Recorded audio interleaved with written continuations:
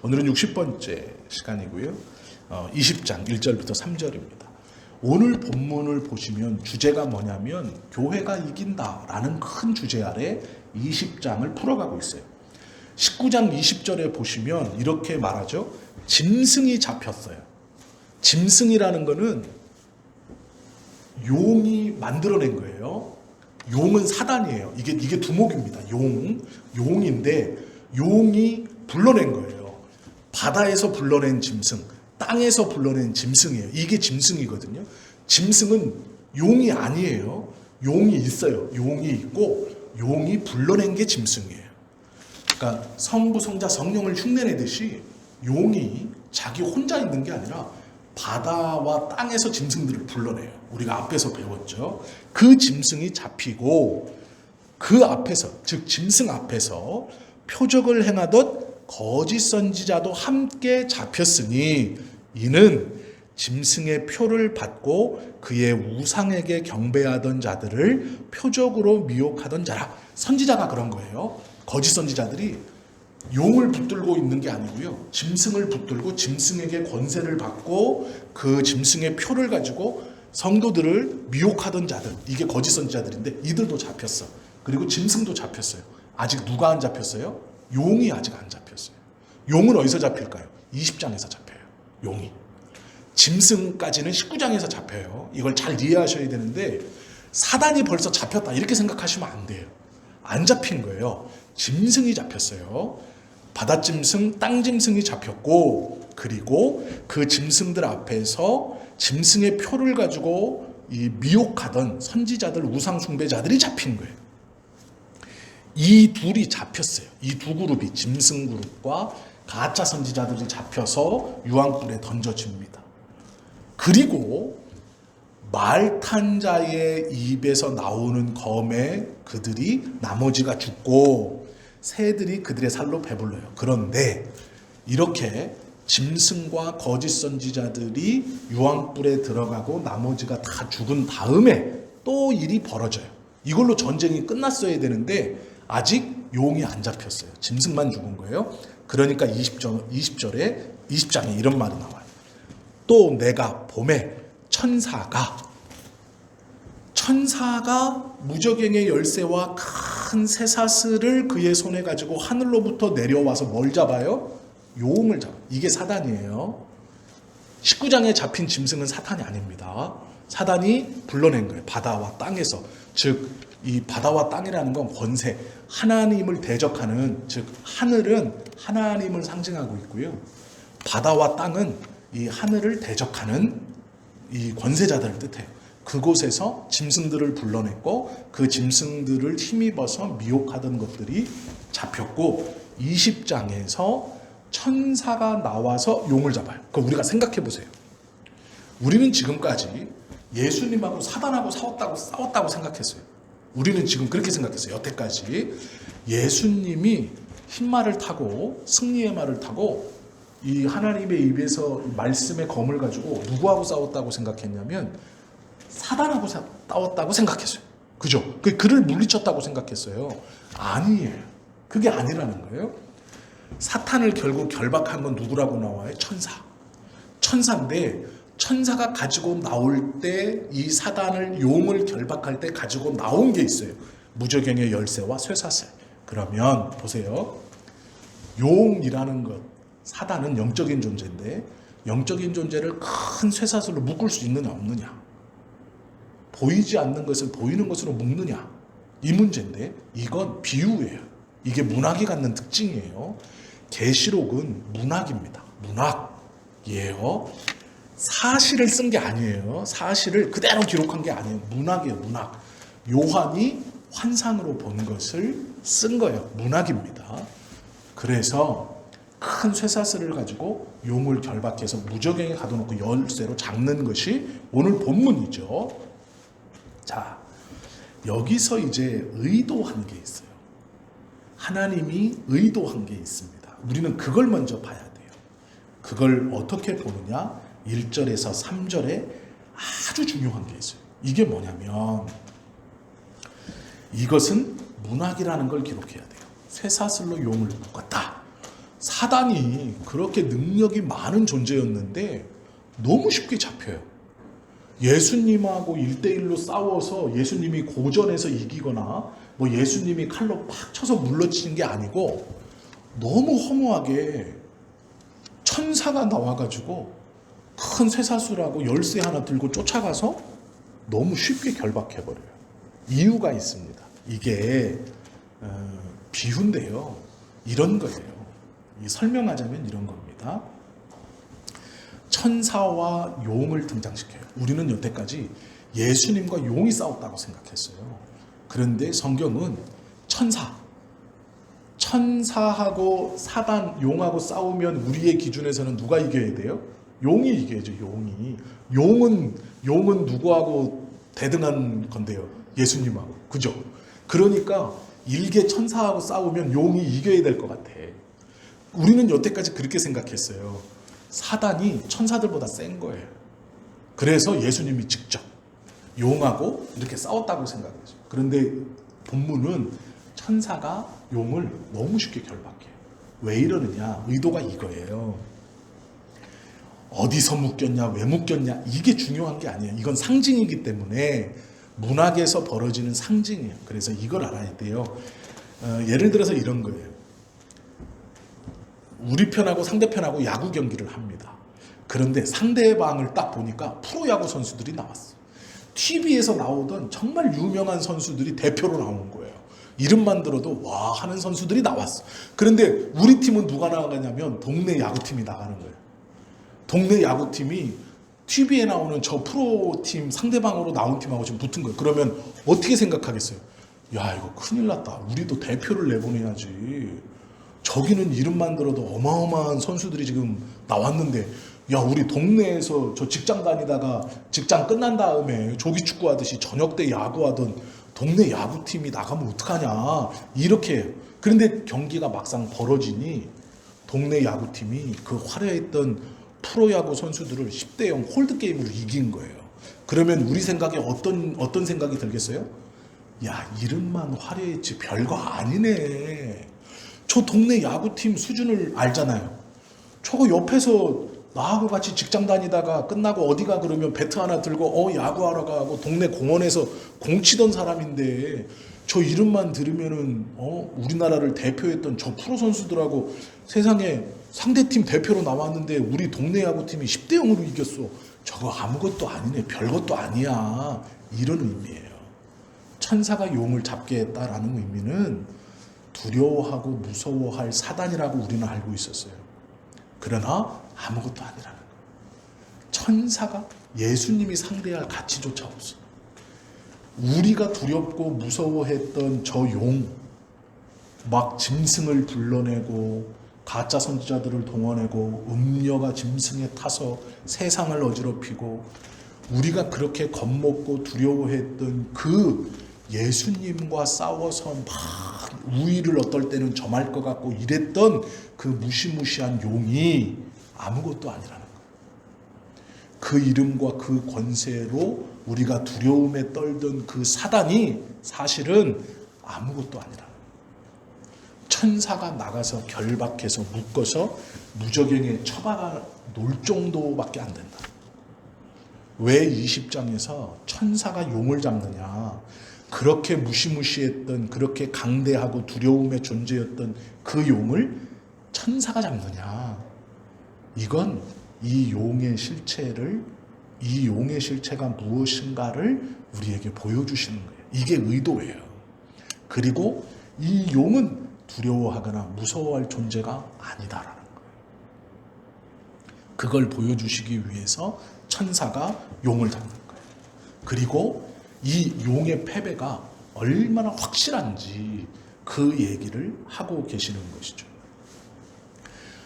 주님이 그러면 우리가 이렇게 의심을 품을 수 있어요. 아니, 용 잡는 게 이렇게 쉬웠으면 왜 예수님이 성육신 하셔가지고 이 땅에 오셔서 십자가까지 지십니까? 천사만 보내서 이 일을 해도 용을 결박할 수 있는 이 쉬운 일인데 하나님의 의도는요, 용을 잡아 가두는 게 의도가 아니에요. 하나님의 의도는 우리가 다시 하나님께 돌아오는 것이 의도예요. 하나님의 의도는 사단을 잡아넣는 것이 의도가 아니에요. 착각하시면 안 돼요. 하나님의 마음은 사탄을 잡아 결박시켜서 죄를 없이 하는 게 의도가 아니고 우리가 하나님께 돌아오게 하는 것이 의도예요. 그러면 우리라는 사람이 있습니다. 죄에 빠져서 하나님을 거역해서 죄인이 됐고 죽음의 노예가 됐고 사단의 노예가 됐어요. 자, 노예 상태로 죄 가운데 사단의 지배를 받습니다. 그런데 우리 이 상태에 있다가 하나님이 천사를 보내서 사단을 결박시켜요. 우리에게서 사단이 빠집니다. 죄가 빠집니다. 그러면 우리가 자연스럽게 하나님의 사랑이 놀랍다. 나는 다시 하나님에게 가야지라고 할까요? 아니에요. 그대로 있는 거예요. 왜 그대로 있을까요? 하나님이 나를 사랑하신다는 것을 느낄 수 없어요. 죄에 결박되어서 사단의 종로로 타던 우리에게 이 주인이 죽어버려서 날아가 버렸어요. 갇혔어요. 그래서 나보고 자유환자가 됐대요. 그러면 내가 그래 자유환자가 됐으니까 하나님께 가야지 라고 간 게 아니라는 거예요. 갈 것 같죠? 인간은 안 가요. 결박되어 있던 주인이 죽으면 어찌할 바를 모르고 그곳에서 계속 사는 것이 인간이에요. 자, 우리가 이걸 이제 쉽게 설명을 해드릴게요. A라는 양반댁에 종이 있었습니다. 태어나면서부터 그 양반댁에 종으로 살았어요. 그런데 어느 날 이 양반이 국가에서 이 양반이 반역죄로 몰려서 어느 날 목배임을 당했어요. 그렇게 그냥 소리 소문 없이 사라졌습니다. 그러면 그 종들이 어떻게 살까요? 그 다음부터 자유롭게 막 살까요? 아니에요. 그 양반집에서 여전히 하던 대로 살아요. 자기 주인만 없어졌지 자기가 살던 방법대로 사는 거예요. 왜 그러느냐? 어떻게 사는지를 몰라요. 자유인으로 사는 것이 무엇인지 몰라요. 밖에 나가는 걸 두려워하고 무서워하는 거예요. 그래서 자기 주인이 어느 날 사라지면 그 종들은 하던 그 일을 그대로 하고 살아요. 물론 핍박하던 양반은 없어졌을지 모르지만 그곳에서 그대로 사는 것이 사람이에요. 예수님께서 왜 천사를 시켜서 사단을 바로 결박치 아니하시고 그리스도가 이 땅에 오셨냐? 독생자를 보내서 우리에게 하나님이 품으신 사랑이 무엇인가를 보여주시기 위해서예요. 그리고 그 사랑을 실천하시기 위해서예요. 그래서 그리스도가 이 땅에 오신 거예요. 천사만을 보내서 사단만을 치운 게 아니라 하나님의 뜻은 우리가 하나님의 사랑에 감동되어 하나님에게 돌아오기를 원하셔서 그리스도를 보내신 거예요. 단순히 사단만을 결박시키려고 하신 게 목적이 아니라는 거예요. 양자를 위해서 친자를 주신 이유는 양자된 자가 나를 위해 친자를 주셨다는 그 사랑에 감동해서 하나님께 오시는 걸 하나님은 원하신 거예요. 내가 너를 사랑한다라는 것을 증거하고 보여주시기 위해서 아들을 보내신 거예요. 단순히 아들로 사단을 결박하기 위해서가 아니에요. 이 선우를 잘 생각하셔야 돼요. 아들을 통해 우리를 얻기 위해서 이 땅에 보내신 것이지 아들로 인하여 사단을 결박시키기 위해서 이 땅에 보내신 게 아니다라는 거예요. 그것 때문에 아들이 오셨어요. 양아들을 얻기 위해 독생자 친아들을 보낸 거예요. 하나님의 사랑을 확증하기 위해서 아들을 보내신 것이지 단순히 사단만을 물리친 것이었으면 천사로도 가능해요. 단순히 사단을 이 세상에서 없애버리는 것이었으면 천사만으로도 가능해요. 우리가 하나님의 사랑을 깨닫고 하나님 앞에 돌아오게 하기 위해서 아들을 보내신 거예요. 그래서 이것을 은혜라고 부르는 거예요. 용이 1000년 동안 결박을 당한다. 여기서 말하는 1000년은 그리스도의 재림부터 그리스도의 초림부터 재림의 시간으로 보는 거예요. 그러면 말 그대로 1년, 2년, 3년, 4년에서 1000년이냐? 아니에요. 1000년이라는 이 시간을 순서적으로 생각하시면 안 돼요. 이게 개념적으로 생각하시면 안 돼요. 1년, 2년, 3년, 100년, 200년, 1000년 이게 아니에요. 어떤 일이 일어나느냐 요게 중요한 것인데 우리가 이것을 보면서 어떤 생각을 가져야 되느냐 1000년이라는 것은 우리의 통치기간이고 용의 발악은 잠시이고 찰나다라는 게 중요한 거예요. 용으로 인한 피해는 잠시입니다. 그리고 우리는 이 용이 반란을 일으키는 용이 이렇게 풀려서 우리를 괴롭히고 왕노릇하는 요 짧은 시간 이것과는 비교할 수 없는 1000년이라는 영원을 상징하는 시간 동안 왕노릇할 겁니다 라는 걸 보여주는 거예요. 이걸 1세기의 그리스도인들이 받았을 때 생각해 보세요. 지금 내가 받고 있는 이 핍박과 이 아픔과 이 고난은 순간이구나. 그리고 우리는 이 고난 뒤에 영원한 하나님의 나라의 왕국이 있구나 라는 거예요. 이게 계시록을 받은 1세기의 성도들이 이 구절을 읽을 때, 받을 때 위로를 받고 믿는 바인 거예요. 지금의 고난은 잠깐이구나. 이것은 얼마 되지 않는 시간이구나. 이게 3일, 4일 이렇게 짧은 시간이라는 짧음의 의미가 아니라 1000년이라는 시간과 비교해서 짧다는 거예요. 영원을 상징하는 1000년과 비교해서 이 고난은 짧다. 이런 거예요. 이 고난이 내 삶의 평생 동안 이루어질지도 몰라요. 이 아픔이 오늘 내일 끝나는 게 아니라 내 삶에 끝날 때까지 이 고난과 아픔이 계속될지 몰라요. 그러나 무엇과 비교하느냐? 하나님의 나라인 천년왕국과 비교하면 짧다라는 거예요. 그러면서 나오는 게 뭐냐면 숫자들인데 어떤 이야기가 나오냐? 7년 대환란 이 얘기가 나와요. 7년 대환란은 7년이 아니고요. 온전한 대환란이라는 거예요. 즉, 이 환란에서 피할 수 있는 사람이 없다라는 의미거든요. 온전한 대환란. 그리고 나서 3년 반이라는 숫자가 나와요. 3년 반은 7년의 반입니다. 그리고 이 3년 반을 날수로 계산하면 1260일이에요. 이게 성경에 나와 있는 의미예요. 즉 7년 대환란이라는 것은 7년 동안 벌어지는 환란이 아니고요. 온전한 환란이다. 그리고 예수님이 받는 3년 반의 고난이 있어요. 1260일의 고난. 우리에게 1260일의 고난을 얘기해요. 1260일의 고난은 뭐냐면 예수님이 고난당하신 기간 그리고 나머지 3년 반은 우리가 고난당하는 날 우리의 순환을 이야기하는 거예요. 이게 합쳐져서 7년 대환란이라고 표현하는 거예요. 완전한 고난. 그럼 우리는 지금 어디에 들어가 있는 거예요? 7년 대환란 기간 중에 3년 반 때에 들어와 있는 거예요. 이게 상징입니다. 그러면 초대교회 성도들이 보냈던 그 고난의 기간도 어떤 기간 속에 있는 거예요? 3년 반의 기간 속에 들어있는 거예요. 그리고 지금 우리가 믿음 안에서 당하는 고난도 어느 때에 들어와 있는 거예요? 3년 반의 고난, 우리의 믿는 자가 당하는 고난 속에 들어와 있는 거예요. 이걸 숫자상으로 생각하시면 안 돼요. 1260일로 생각하시면 안 돼요. 이건 고난을 받는 기간의 의미예요.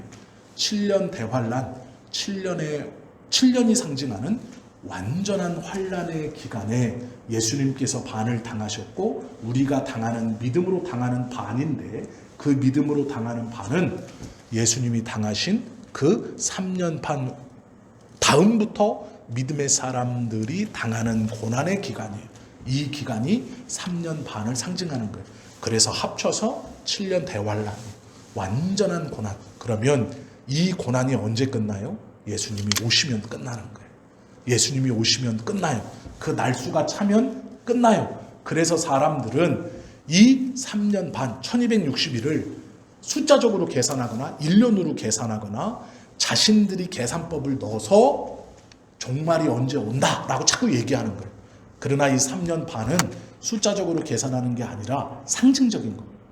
예수님이 당하신 고난의 기간과 믿는 자들이 당하는 고난의 기간을 합쳐서 대환란, 7년 완전한 환란이라고 성경은 말씀하시고, 그리고 이렇게 말한 뒤에 이 7년으로 상징되는 요 7년의 기간과 1000년을 대비시키고 있는 거예요.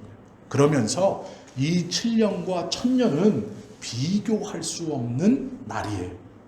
우리의 고난은 짧을 것이고 하나님의 나라는 영원할 것이다. 이 비유를 1000년 왕국과 이 7년 대환란, 그 중에서도 3년의 반, 1260일로 비유하고 있는 거예요. 그러면 예수님 이후로 믿음의 고난을 당하는 모든 사람들은 이 3년 반 안에 들어가 있는 것이죠. 1260일에. 우리도 또한 이 믿음으로 당하는 고난에 들어간 우리들도 이 3년 반 안에 들어가 있는 거예요. 1260일 안에.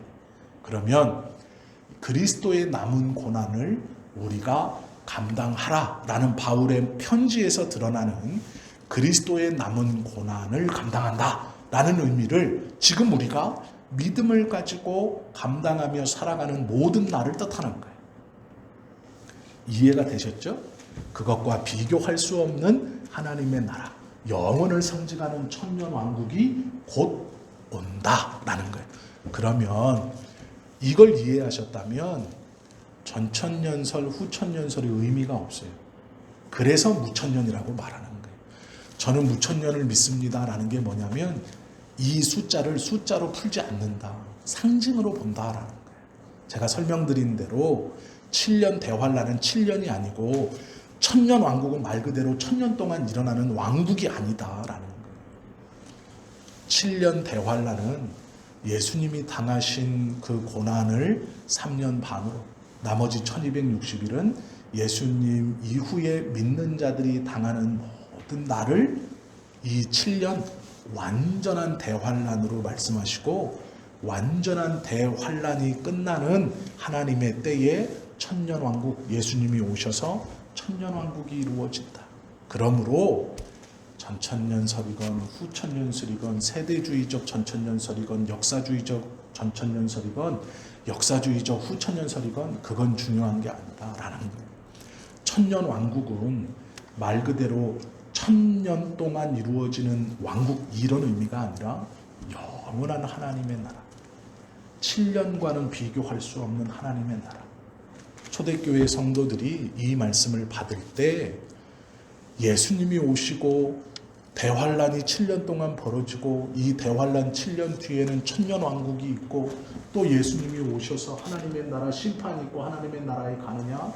그게 아니고 예수님이 오셔서 천년왕국이 이루어지고 사단이 풀려서 또 왕노릇하다가 3년 반이 지나면 또 심판이 있어 사단이 갇히고 이제 그 뒤로 하나님의 나라가 벌어지느냐? 그게 아니고 라고 보는 거예요. 그래서 무천년이라고 보는 거예요. 이 천년왕국은 영원한 하나님의 나라를 상징하는 것이지 숫자 1000년 동안 하나님의 나라가 이 땅에 이루어진다라고 보는 게 아니다라는 거예요. 그래서 성경의 이 계시록을 문학, 특별히 묵시문학이라고 이해하고 초대교회의 성도들이 받았을 그 풀이, 그걸 그대로 보는 거예요. 그래서 무천년이라고 말씀을 드린 거예요. 다른 목사님들은 다른 관점으로 볼 수 있어요. 틀렸다고 말하지 않습니다. 맞아요. 그분들이 해석하는 성경의 방법이 저는 틀렸다고 생각하진 않아요.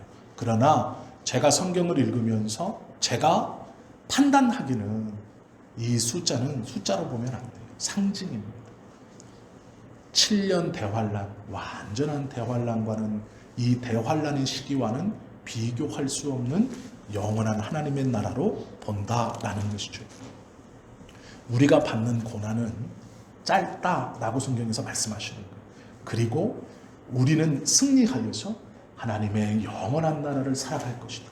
그러므로 지금 고난받는 성도요, 힘을 내라. 우리는 당장 오늘 10,000원보다 내일의 더 큰 값어치를 선택할 수 있어야 되는 사람들이에요. 이게 믿음입니다. 오늘 내가 내 손에 쥘 수 있는 10,000원, 세상에서 나에게 주는 10,000원이 아니라 그것과 비교할 수 없는 그 10,000원을 거절하고 비교할 수 없는 것을 나에게 주시는 분이 하나님이기 때문에 내 눈에 쥐는 10,000원을 포기하고 그 눈에 보이지 않지만 주신다 약속하신 그것을 선택할 수 있는 사람들이 우리들이다라는 거예요. 1000년에 비하면 3년 반이라는 시간은 금방 지나가는 짧은 시간이에요. 이런 시간의 대조를 통해 우리에게 위로를 주시는 것이죠. 천사가 잡을 수 있는 용이 아무것도 아니에요. 지금 우리가 당하는 고난은 하나님의 나라와 비교해서는 정말 아무것도 아니에요. 너무 짧은 시간. 이렇게 아무것도 아닌 용, 이 용을 우리는 무서워하고 두려워하죠. 우리만 그런 게 아닙니다. 용의 공격 앞에 패배하는 진짜 이유가 있어요. 천사한테도 결박당하는 용을 왜 우리가 무서워하고 두려워할까요? 용이 무서운 게 아니에요. 우리 자신 때문이에요. 이게 무슨 얘기냐면요. 성경에 보면 다윗의 이야기가 나와요. 다윗이 하나님의 명령을 받고 블레셋하고 이스라엘을 계속해서 침범하는 이스라엘 나라 아래쪽에 이 긴 국제 항구 3개를 갖고 있는 블레셋이라는 나라가 있어요. 이 블레셋은요, 출애굽에서 올 때도 블레셋이었어요. 강대한 나라였어요. 항구 3개를 갖고 있는. 그리고 가나안 땅에 자리 잡았을 때도 이 블레셋을 무찌르고 들어간 게 아니고요. 출애굽할 때 이 블레셋을 정면으로 무찌르면서 가나안으로 들어간 게 아니라 이 블레셋을 피해 돌아 들어갔어요. 시내 광야로. 그래서 40년 동안 헤매고 이 가나안을 들어갈 때 왕의 대로라는 곳에 블레셋이 딱 버티고 있거든요. 바나나 모양으로. 거기를 치고 가나안으로 들어간 게 아니라 거기를 피해서 중간으로 들어가서 이렇게 올라가요. 여리고로. 그러니까 이 블레셋이라는 나라가 얼마나 강력한 나라인지 출애굽할 때 왕의 대로 블레셋을 지나가면 가나안까지 15일밖에 안 걸려요. 쭉 타고 블레셋의 나라는 애굽에서부터 블레셋까지 왕의 대로라고 대로가 있어요. 큰 대로가. 거기로 이스라엘이 진군했으면 보름밖에 안 걸립니다. 그런데 그곳을 피해서 광야로 들어가요. 시내 광야로. 왜 그러느냐? 이스라엘이 나올 때 블레셋은 청동기였습니다. 이 항구 도시 3개를 통해서 청동기라는 무기를 갖고 있어요. 블레셋은. 그런데 이스라엘은요, 청동기를 구경도 못할 때예요. 그러니까 이 고대 전쟁에서 무기의 차이가 얼마나 중요하냐면 몽둥이나 돌을 깎아서 이제 무기를 갖고 있는 이스라엘하고 최첨단 시설의 제일 앞에 있는 청동기 무기를 갖고 있는 청동기 중기를 지나가고 있는 이 블레셋이 붙으면 이스라엘은 그냥 죽는 거예요. 청동기 무기와 나무하고 붙으면요, 살상력이 엄청나게 차이가 납니다. 2차 대전 때 독일이 탱크를 몰고 유럽을 침공했을 때요, 헝가리나 이런 데서는 긴 창 들고 말 타고 나왔어요. 2차 대전 초반에. 이게 전쟁이 안 되는 거예요. 그것과 같은 꼴입니다. 이스라엘은 말 타고 기사들이 쭉 줄 서가지고 긴 렌스창 들고 탱크한테 돌격하는 격이에요. 그러니 그걸 피해서 시내 광야로 도망가고 가나안 땅 들어갈 때 블레셋을 못 건드리고 중간에서 여리고로 쳐들어가요. 위쪽으로.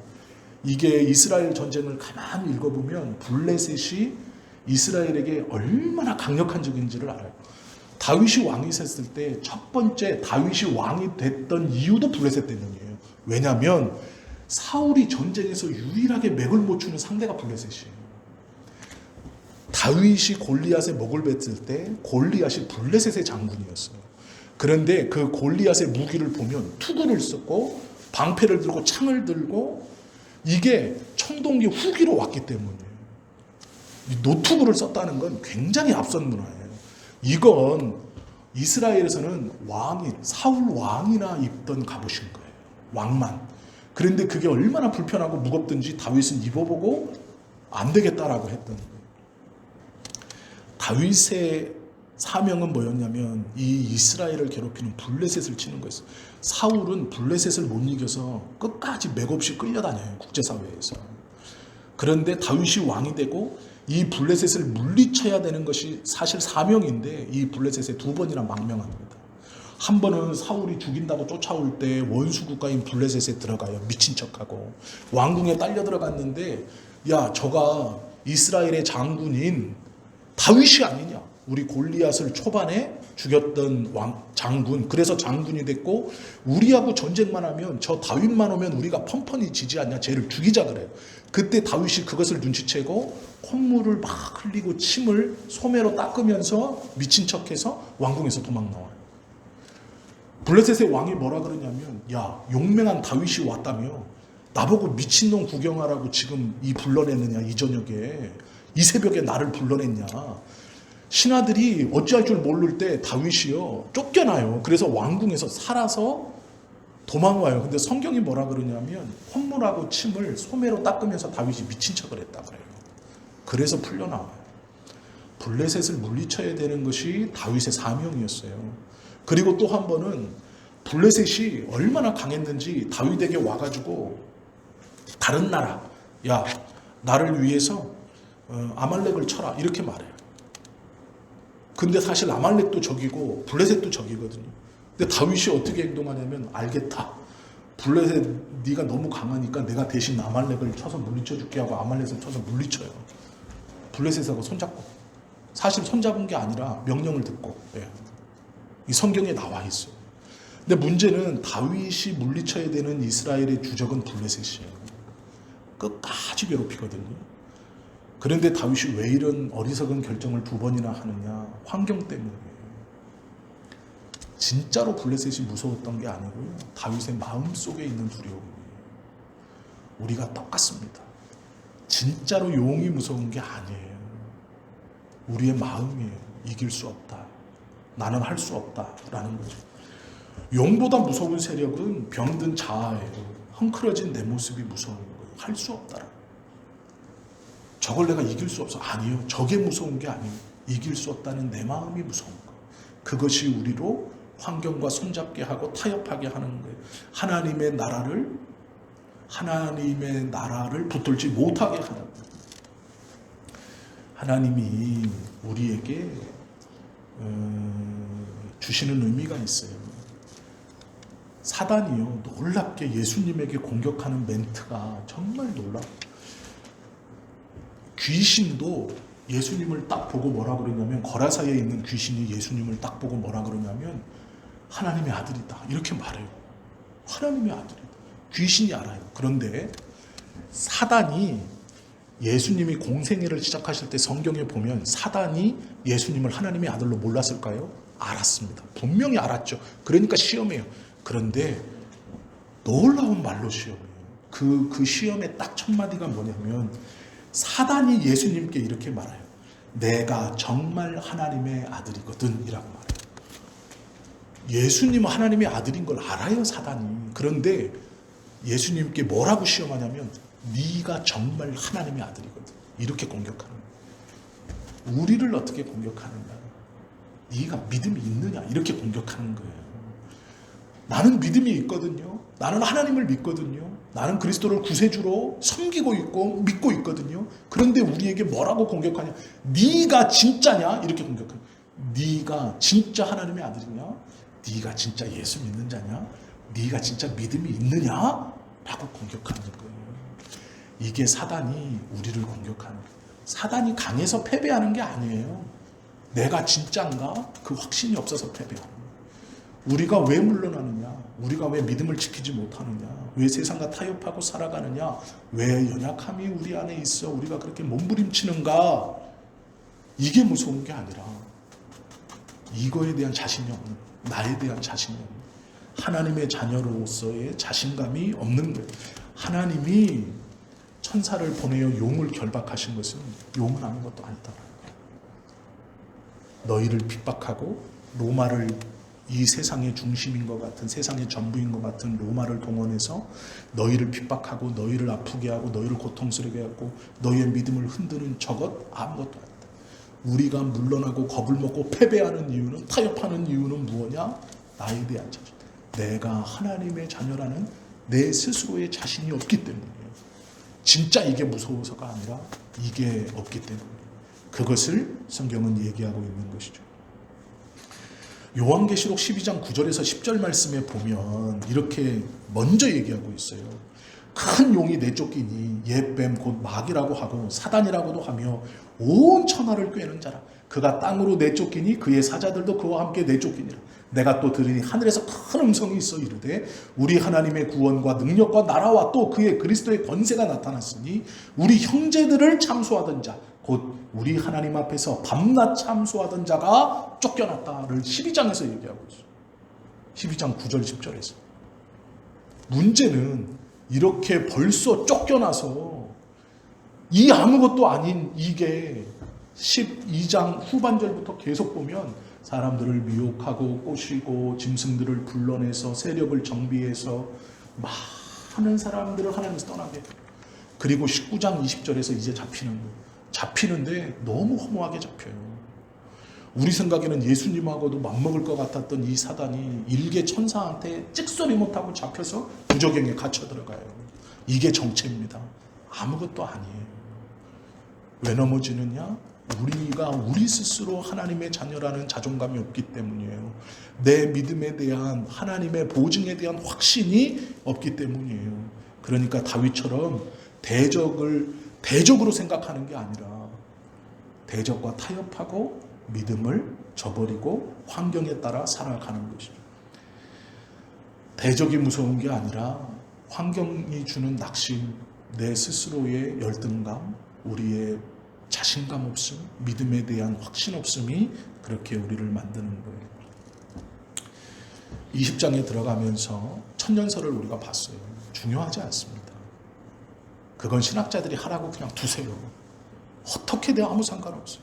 우리가 성경을 통해 꼭 기억해야 할 것은 뱀이 아무것도 아니구나, 사단이 아무것도 아니구나, 천사한테도 결박당해 아무 말 못하고 아무런 저항도 하지 못하는 연약한 존재구나. 그가 우리를 말로 무너뜨리는, 예수님에게 네가 하나님의 진짜 아들이거든 이라고 말하는 것처럼 네가 진짜 믿는 자냐, 네 믿음이 어떠냐라고 자꾸 우리를 건드리는, 그 속삭임에 넘어가지 마십시오. 아무것도 아니에요. 하나님의 말씀이 우리 안에 분명히 있으면 이길 수 있어요. 믿음에 대한 확신, 성령께서 내 안에 내주하신다는 분명한 확신이 있으면 그것을 이길 수 있어요. 우리는 승리할 겁니다. 완전한 승리를 할 거예요. 하나님을 분명히 의지하고 있는 한 하나님께서 우리의 삶을 통해 당신의 승리를 드러내실 거예요. 이것이 계시록이죠. 이것이 말씀 안에 1세기 고통 가운데 있었던 그리스도인들에게 요한이 보았던 하나님의 나라의 이야기를 쓰는 목적이에요. 아무것도 아니다. 짧을 것이다. 걱정하지 말아라. 스스로 무너지지만 마라. 하나님께서 우리와 함께 하시고 결국 우리는 승리할 것이다. 고난의 시간은 짧을 것이다. 3년 반, 그것은 1000년과는 비교가 되지 않는 너무도 짧은 시간이다. 우리도 마찬가지죠. 우리의 이 시간은 하나님께서 예비해 주신 그 시간과 비교하여 너무도 짧은 시간. 낙심하지 마시고 절망하지 마십시오. 말씀을 통해서 우리 안에 담담함이 있어요. 당당함과 담담함이 있어요. 너무 놀라지 않는 마음, 너무 두려워하지 않는, 두려워 떨지 않는 마음이 우리 안에 있어야 돼요. 그때에 믿음으로 이길 수 있어요. 믿음으로 견딜 수 있어요. 진짜 천년왕국은 예수님이 오셔야만 이루어지는 게 아니에요. 이 믿음을 가지고 살아가는 우리들은 이 땅에서 천년왕국을 살아갈 수 있어요. 천국은요, 이 땅에서 패배하고 도망다니고 쫓기고 믿음이고 뭐고 찌질이하게 살다가 그 나라 가서 가슴 피고 와 하는 게 아니에요. 이 땅에서도 믿는 자처럼 살아야 하나님의 나라에 갈 수 있다고 가르치는 게 하나님의 말씀이에요. 핍박이고 고난이고 아픔이지만 이 땅에서 내가 가슴을 펴고 믿음으로 살아야 그 나라도 가는 거예요. 이 땅에서 움츠리고 숨어 다니고 자신 없음으로 그렇게 도망 다니다가 때가 돼서 가는 게 아니라고요. 하나님의 말씀이 우리에게 위로가 되고 또 우리가 이 말씀을 통해서 아무것도 아니구나, 하나님의 말씀을 다 붙들고 믿음에 대한 확신을 가지고 하루하루를 살아가시는 저와 여러분 되시기를 예수님의 이름으로 축원합니다. 기도드립니다.